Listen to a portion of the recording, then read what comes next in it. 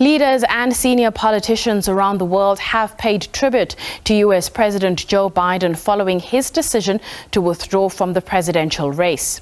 Meanwhile, many Democrats backed U.S. Vice President Kamala Harris to run as the party's presidential nominee against Donald Trump. Biden himself endorsed Harris in a separate statement following his letter saying that he was stepping down.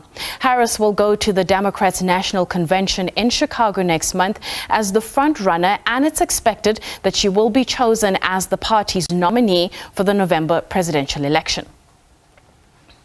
To give us a little bit more perspective on this, we are joined by SABC International news editor Sophie Mokoena, who's in studio with us. Good afternoon, Sophie. Over the past few weeks, there's been this growing drumbeat around President Joe Biden. How should the world be viewing the political development following that letter?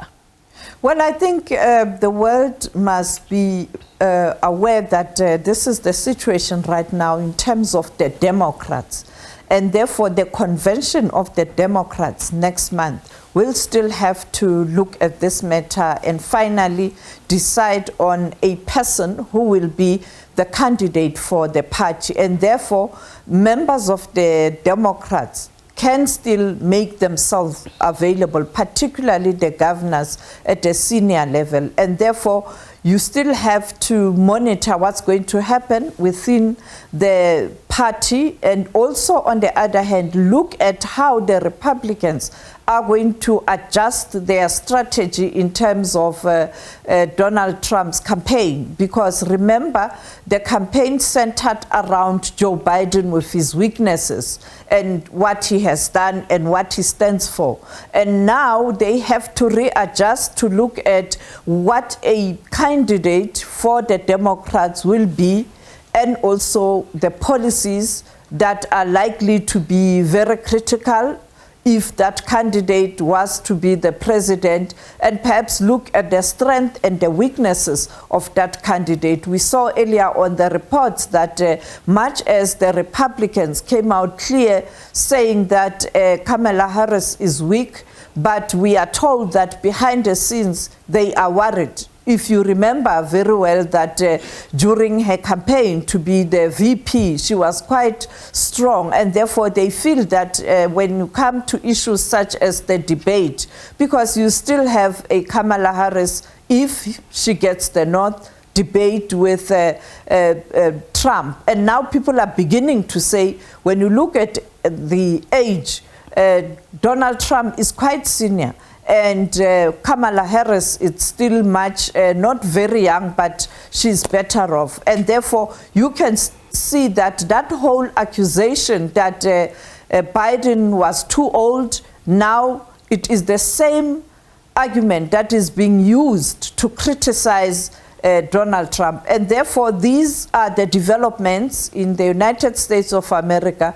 And when you look at the other issue that you need to focus on is that much as Kamala Harris is a woman, and perhaps people think that women will rally behind her, the issue is that a popular vote, she might get that one, but unfortunately the college votes are very, very difficult to secure. And therefore, we saw when Hillary Clinton was contesting to be the president of the United States of America against the very same Donald Trump, she did get a popular vote, but with the college, she couldn't get the nod. And at the end, Donald Trump became the president, and therefore it is still very, very difficult. But when you look at the markets also, you'll have to watch. I think in an hour or two, if you check the markets in the United States of America, you'll also get a sense whether she is getting that support from big business and the markets. I mean, the people who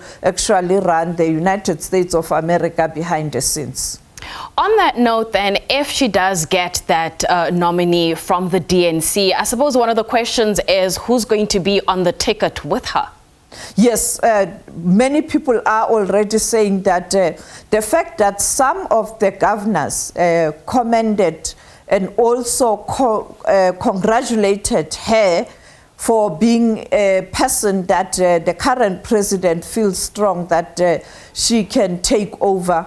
it's an indication of those characters or those individuals within the party who are looking forward perhaps for Kamala Harris to look at them, and therefore they believe that the vice president is likely going to come from some of the leaders within the Democratic Party, but particularly the governors, because people are saying, much as she's strong and she has demonstrated independence and the zeal to lead, she needs someone also to address issues that are common in many countries, issues of gender, issues of race. As you know, that America is really grappling with issue of patriarchy. It is also grappling with the issue of discrimination, and her being a woman of color, those issues will come to play, and she needs someone who can be the VP and who will be able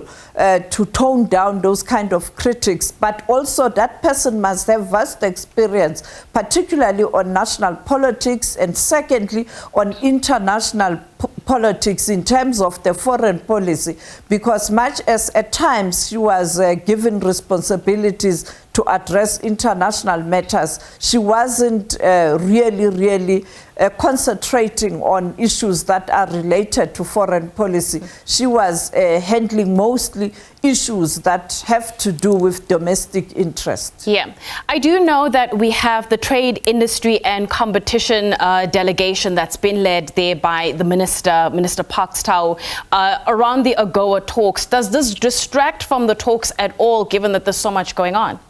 Clearly, the talks will continue because you have ministers of trade and industry from Africa, those countries that are part of AGOA.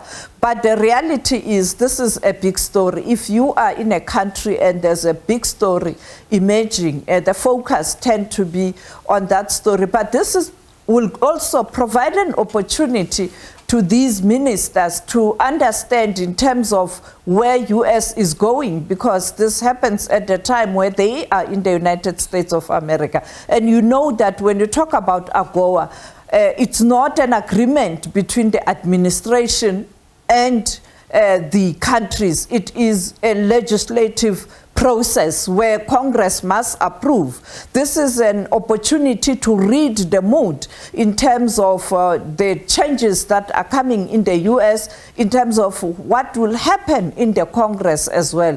And therefore, they will have first-hand information in terms of where to from here, and also in terms of the permutation, whether it will be Biden, it will be Trump, or it will be Kamala Harris. What does that mean when they speak to officials behind the scenes? So I think it is an opportunity for them to really understand what's happening in the U.S. and come back and report to their governments in terms of the situation that's prevailing in the United States of America. So right. It might be an opportunity indeed for the delegation that's there, including business, because they will be there, the labor, so they can be able to read the mood in the United States of America, because this is our second largest trading partner. Right. Sophie, thank you so much for that update. We will keep abreast with all the developments between now and that DNC